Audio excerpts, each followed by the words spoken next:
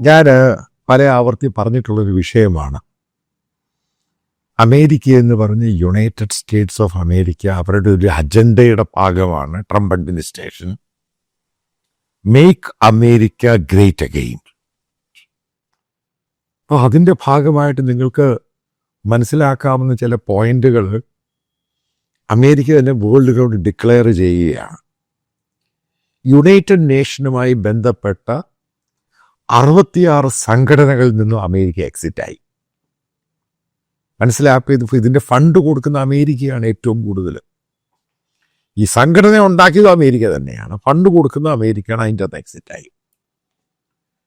നോക്കുക, 75ഓളം രാജ്യങ്ങൾ ഇൻക്ലൂഡിങ് പാകിസ്ഥാൻ ഉൾപ്പെടെയുള്ള രാജ്യങ്ങളുടെ എമിഗ്രേഷൻ വിസ അത് അമേരിക്ക ടെർമിനേറ്റ് ചെയ്തു. ഇനി അവർക്ക് എമിഗ്രേഷൻ, അതായത് അവിടെ ഇമിഗ്രൻ്റ് ആയിട്ട് അവരുടെ വിസയും ആപ്ലിക്കേഷൻസും ടൂറിസ്റ്റായിട്ട് വരാൻ അത് പരിഗണിക്കേണ്ട. മറ്റൊരു തീരുമാനം നിങ്ങൾ ശ്രദ്ധിക്കുക. ഒരു ഗ്ലോബൽ ഓർഡറിൻ്റെ, വേൾഡ് ഓർഡറിൻ്റെ ഭാഗം തന്നെയാണ് യുണൈറ്റഡ് നേഷൻ. അതിനെ നോക്കുകുത്തിയായി ഗാസ ബോർഡ് ഉണ്ടാക്കി. അതിനകത്ത് അമേരിക്കൻ പ്രസിഡന്റ് തീരുമാനമെടുക്കും. ഇന്ത്യക്ക് ഇൻവിറ്റേഷൻ കിട്ടിയിട്ടുണ്ട്. ഏകദേശം 8500ഓളം കോടി രൂപ ഇന്ത്യ കൊടുക്കണം, 1 ബില്യൺ അടുപ്പിച്ച്.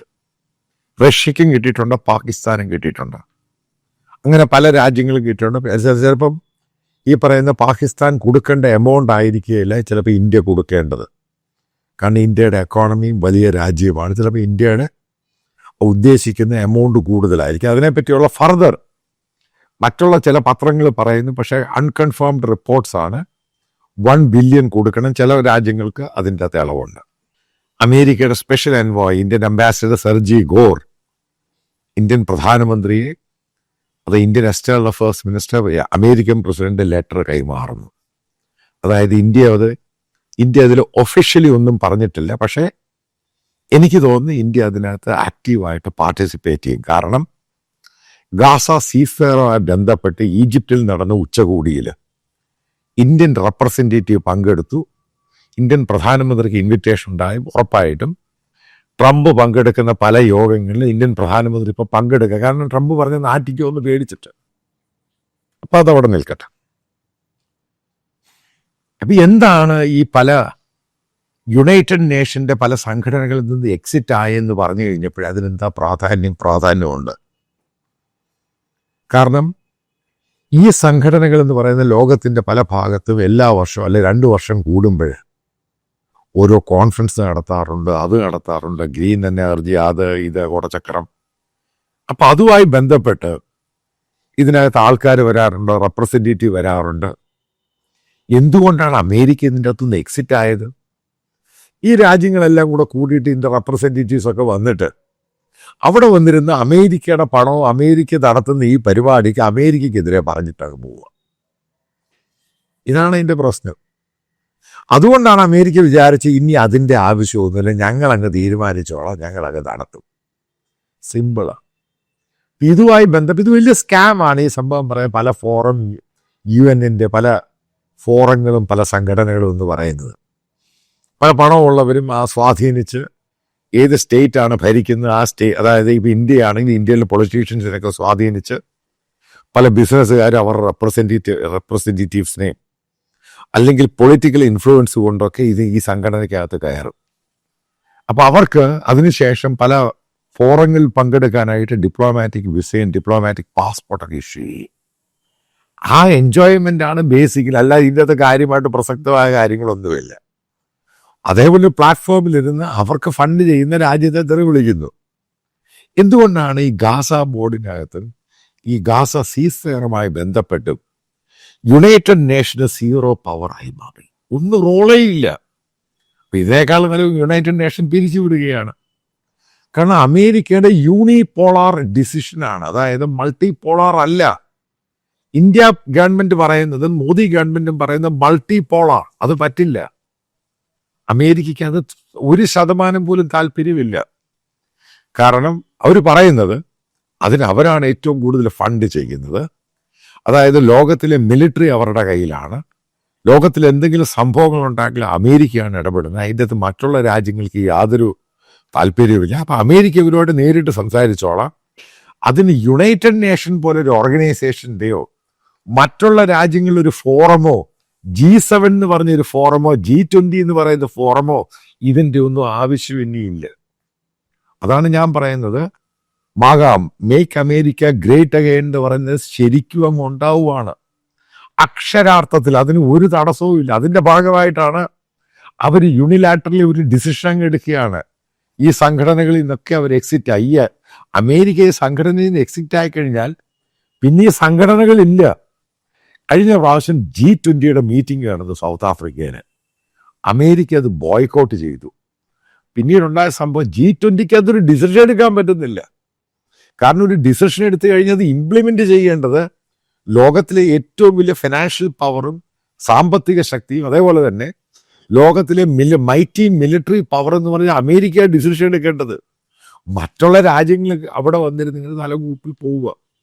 നിങ്ങൾ കണ്ടു കാണും, ഉക്രൈനുമായിട്ടുള്ള വാറുമായിട്ട് ബന്ധപ്പെട്ട് നെഗോഷിയേറ്റ് ചെയ്യാൻ വേണ്ടി വ്ളാദിമിർ സെലൻസ്കി ആയിട്ട് അമേരിക്കൻ പ്രസിഡന്റ് വിളിക്കുന്നു.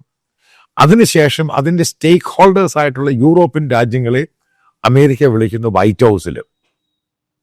നിങ്ങൾ ശ്രദ്ധിച്ചു കാണും എങ്ങനെയാണ് അമേരിക്കൻ പ്രസിഡന്റ് ഇരിക്കുന്നത്, എങ്ങനെയാണ് ഒരു സ്കൂളിലെ ഹെഡ് മാസ്റ്ററും അവിടുത്തെ കുട്ടികൾ അങ്ങനെ ഇരിക്കുന്നത്. അതേപോലെയാണ് യൂറോപ്പിലെ മറ്റ് രാജ്യങ്ങളുടെ അതിൻ്റെ പ്രസിഡന്റുമാരും പ്രൈം മിനിസ്റ്റർമാരും അമേരിക്കൻ പ്രസിഡന്റിന് മുന്നിലിരിക്കുന്നത്.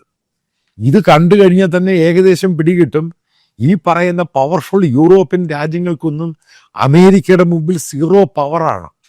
അവർക്കൊരു നടപടി എടുക്കാൻ പറ്റുന്നില്ല. അതിൻ്റെ ഒരു ഉത്തമ ഉദാഹരണം തന്നെയാണ് ഉക്രൈൻ റഷ്യ വാറിൽ യൂറോപ്യൻ രാജ്യങ്ങൾക്ക് ഡിസിഷൻ എടുക്കാൻ പറ്റുന്നില്ല. അമേരിക്കൻ ഡിസിഷൻ എടുത്താൽ മാത്രമേ അതിന് ആ വാറ് തീരുകയുള്ളൂ. ഗാസയും അങ്ങനെ തന്നെയാണ് ഉണ്ടായത്. ആദ്യം മറ്റുള്ള ആൾക്കാരും എല്ലാവരും അത് നെഗോഷിയേറ്റ് ചെയ്ത് സംഭവങ്ങളൊക്കെ പറയാൻ നോക്കി, ഒരു ഡിസിഷനും ഉണ്ടായില്ല. ഫൈനലി അമേരിക്ക ഡിസിഷൻ എടുത്തു. എന്താണ് ഇറാനിലുണ്ടായത്? അവസാനം അമേരിക്ക ഡിസിഷൻ എടുത്തപ്പോഴാണ് സീസ് ഫയറിലോട്ട് വരുന്നത്.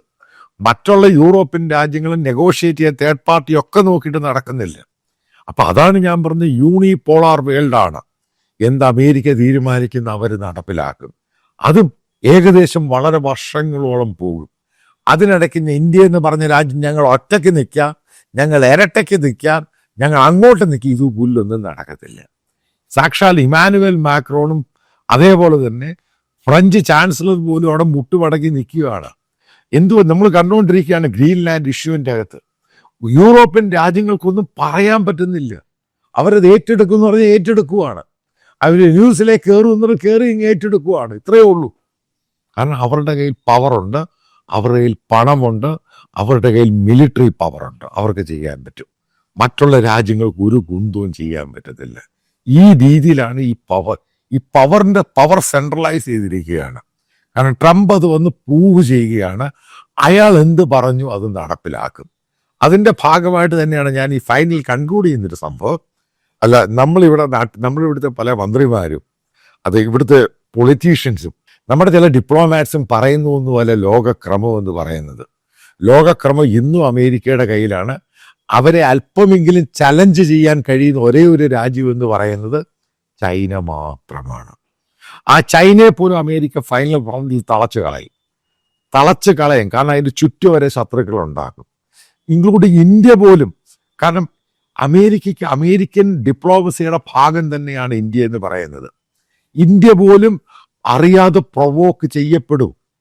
ഞാനൊരു കാര്യം പറയാം, ഓപ്പറേഷൻ സിന്ദൂർ എന്ന് പറയും. എൻ്റെ ഒരു അനുമാനത്തിലും ഞാൻ പല സ്ട്രാറ്റജിക് ആയിട്ടുള്ള പല സ്പൈ ഓർഗനൈസേഷനിൽ വർക്ക് ചെയ്ത പലരോടും ചോദിച്ചപ്പോൾ അവരിൽ നിന്നൊക്കെ അറിയാൻ സാധിച്ചത് ഓപ്പറേഷൻ സിന്ദൂറും ഫാൽഗാം എന്ന് പറയുന്നത് ചൈന ഉണ്ടാക്കിയെടുത്ത സാധനമാണ്. അത് പാകിസ്ഥാനെ കൊണ്ട് അവർ ഉപയോഗിച്ചു. അങ്ങനെയാണ് ഫാൽഗാം ഉണ്ടാകുന്നത്. കാരണം ബലൂച്ചിൽ ചൈനീസ് ഇൻവെസ്റ്റ്മെന്റ് ഏകദേശം 60 ബില്യനാണ് അവർ ഇൻവെസ്റ്റ് ചെയ്തത്. പക്ഷെ അവിടെ ബലൂച്ച് നാഷണൽ ഇഷ്യൂസും അവിടുത്തെ അതിനെ സ്പ്ലിറ്റ് ആക്കി ഒരു രാജ്യം ഉണ്ടാക്കുന്നതായിട്ട് പ്രശ്നം വെക്കുകയും ചൈന ഉദ്ദേശിച്ച രീതിയിൽ ബെൽറ്റ് റോഡും ഈ സംഭവങ്ങളൊന്നും നടക്കാത്തതിൻ്റെ കാരണം ബലൂച്ച് ഇഷ്യൂ ആണ്. അതേപോലെ തന്നെ പാകിസ്ഥാനിലുള്ള പാകിസ്ഥാൻ താലിബാൻ, അതിന് ഏറ്റവും കൂടുതൽ ഇനിഷ്യേറ്റ് ചെയ്ത് പ്രോത്സാഹനം കൊടുക്കുന്നത് ഇന്ത്യൻ ഏജൻസികളാണ്. അതിൻ്റെ ഭാഗമായിട്ട് ഉണ്ടായ സംഭവമാണ് നിങ്ങൾക്കറിയാം ഈ ജാഫർ എക്സ്പ്രസിൻ്റെ ഇഷ്യൂ. അതായത് ട്രെയിൻ വരുന്നു, പേഷവാറിൽ വെച്ച് വെടിവെപ്പുണ്ടാകും, ഇത്ര പേര് പട്ടാളക്കാർ കൊല്ലപ്പെടുന്നു. ഇതിന് പാകിസ്ഥാനെ കൊണ്ട് ചെയ്യിപ്പിച്ചതാണ് ഫാൽഗാം എന്ന് പറഞ്ഞ സംഭവം. പിന്നീട് ഇന്ത്യ പ്രൊവോക്ക് ചെയ്യും, ഇന്ത്യ അടിക്കും, തിരിച്ചൊരു പ്രശ്നമുണ്ടാകും, ഇന്ത്യയുടെ റോള് താഴോട്ട് കൊണ്ടുവരിക. കാരണം ഇന്ത്യ മുന്നോട്ട് പോകുമ്പോൾ താപ്പോട്ടടിക്കുക ഇതിന് ചെയ്ത സംഭവമായിരുന്നു. അതിൽ ഇന്ത്യ പെട്ടുപോയി എന്നൊരു വളരെ സീനിയറായിട്ടുള്ള സ്ട്രാറ്റജിക്കിലും ഡിപ്ലോമസിയിലൊക്കെ വളരെ സീനിയറായിട്ടുള്ള ഉദ്യോഗസ്ഥൻ പറഞ്ഞു കഴിഞ്ഞപ്പോൾ ഓരോ അക്കം വെച്ച് പറഞ്ഞു അതിൽ പെട്ടുപോയി. ഇപ്പോഴാണ് ഇന്ത്യക്ക് കൺവിൻസ് ചെയ്ത് തെറ്റുപറ്റിപ്പോയി. കാരണം ട്രാപ്പിൽ ഇന്ത്യ വീണുപോയി. അതാണ് ഞാൻ പറയുന്നത്, നമ്മൾ ഈ പറയുന്നതും കാണുന്നതൊന്നുമല്ല ഈ ലോകം. ആ ട്രാപ്പിൽ വീണതാണ് അമേരിക്കയും ഇന്ത്യയും തമ്മിൽ പോലും ഈ അകൽച്ച ഉണ്ടാകാനുണ്ടായ കാരണം. ആ ട്രാപ്പിൽ വീണത് തന്നെയാണ് ഗ്ലോബലി, അതായത് ഇന്ത്യൻ പ്രധാനമന്ത്രി ഇന്ത്യയുടെ ഇമേജ് തകരാനുണ്ടായ കാരണം. ആ ട്രാപ്പിൽ വീണത് തന്നെയാണ് അറബ് രാജ്യങ്ങളുമായിട്ടുള്ള ഇന്ത്യയുടെ ബന്ധം ഇത്ര മോശമാകാനുണ്ടായ കാരണം. അവിടെയെല്ലാം പാകിസ്ഥാനും പാകിസ്ഥാൻ ഭയങ്കരമായിട്ട് അത് മുതലെടുത്തുകൊണ്ടിരിക്കുകയാണ്, ഇപ്പോഴും നടന്നുകൊണ്ടിരിക്കുന്നു. അതിൻ്റെ അപ്പർ ഹാൻഡ് കിട്ടിയത് ചൈനയ്ക്കാണ്. അതിനുശേഷം ഇന്ത്യയും ചൈനയുമായിട്ടുള്ള ട്രേഡ് എന്ന് പറയുന്നത് 200 ബില്യൻ്റെ മുകളിൽ പോയി. ട്രേഡ് അതായത് ഡെഫിസിറ്റ് എന്ന് പറയുന്നത് ഇന്ത്യയുടെ കയറ്റുമതി കുറഞ്ഞു ചൈനയിലോട്ടത്, ചൈനയുടെ ഇങ്ങോട്ടുള്ള ഇറക്കുമതി 200 ബില്യൻ്റെ മുകളിലോട്ട് പോയി. ആരാണ് അച്ചീവ് ചെയ്തത്? അച്ചീവ് ചെയ്ത് ചൈനയുടെ ഉദ്ദേശം ഫലിച്ചു, പാകിസ്ഥാനെ കൊണ്ട് ജയിപ്പിച്ചു, അപ്പുറത്ത് ബംഗ്ലാദേശിനെ കൊണ്ട് ജയിപ്പിക്കുന്നു. ഇത് മനസ്സിലാക്കാതെ പോയ ആൾക്കാരാണ് ഇന്ത്യൻ അഡ്മിനിസ്ട്രേഷനിലുള്ളവര്. അതിനെയാണ് ഞാൻ വിമർശിക്കുന്നത്. അതായത് പെട്ടുപോയി, ഇനി അത് ഊരിയെടുക്കണം. ഇതാണ് ഇന്ത്യക്ക് ഏറ്റവും വലിയ ആവശ്യം. മനസ്സിലാക്കുക, അമേരിക്ക തന്നെയാണ് യൂണിപോളാർ. അവൻ പറയുന്ന പോലെ കുറച്ച് നാൾ പോയേ മതിയാവും, ഇല്ലെങ്കിൽ ഇന്ത്യയുടെ കാര്യവും അധോഗതിയാണ്.